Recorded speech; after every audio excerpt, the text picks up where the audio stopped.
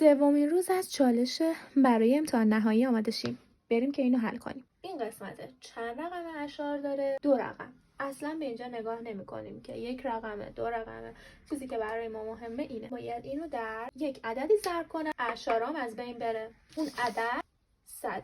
1 رقم اعشار داشت در 3 رقم اعشار داشت در 1000. به اندازه صفرای این جلوی این صفر میذارم. مجبوریم که این سمت رو هم ضرب در 100 بکنیم. 100 2 تا صفر داره، 2 تا اعشار اینو از بین میبره و عددی که درست میشه 2.76. 2 تا صفر 2 تا اعشار اینو از بین میبره و 12. توی 27 چند تا 12 تا داریم؟ 2 تا 24 تا منها میکنم. 3 میاد تو باقی مانده، 6 میاد پایین، 3 تا 3 2 تا 6 تا 3 1 3 تا منها میکنم، باقی مانده 0. تموم نشد. گاهی وقتا میگه به شما میگه خارج قسمت رو پیدا کنیم. باقی مانده سر جای خودش میمونه. همیشه باقی مانده ثابته، چه شما ضرب در 1000 کنید چه 100.